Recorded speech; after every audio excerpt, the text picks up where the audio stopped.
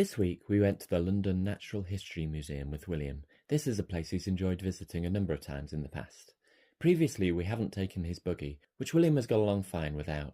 This time we went for the same approach.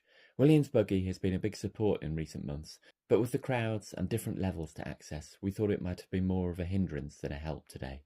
We'd also had recent success with not taking William's buggy on our Corfu holiday, although he was probably too engrossed with the wonderful coastlines to want to be off his feet here. After a bit of a tense start due to traffic and parking delays, William was excited on getting to the museum. However, after just a minute of exploring on foot, he turned to me, wanting to be carried and seeming upset. I immediately regretted not taking our buggy along. We then had a very intense hour, initially losing Mummy during a change, and with William wanting to be on my shoulders all the time. He was emotional to varying degrees over this time, and I was scratched, hit, and squeezed in anger. We had a few temporary reprieves, doing some things he usually loves, like going up the big escalator, but none of these lasted long. One of the reasons we'd come here was for a temporary immersive exhibition on prehistoric marine reptiles, which we thought William might like.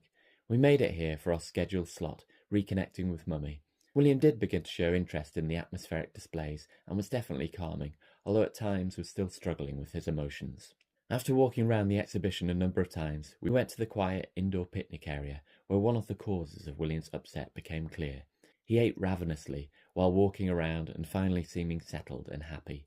Recently, his hunger has been really upsetting him, with him not always realising he's feeling it, especially if we're somewhere with a lot going on.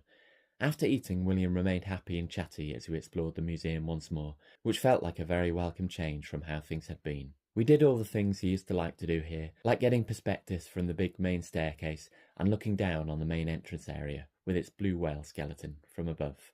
Still, before too long, William was a bit less settled and preferring to be carried again, and we decided to call it a day. I think having his buggy would have made things much easier this time, providing a space where he could properly relax and maybe making him more open to eating when he needed to.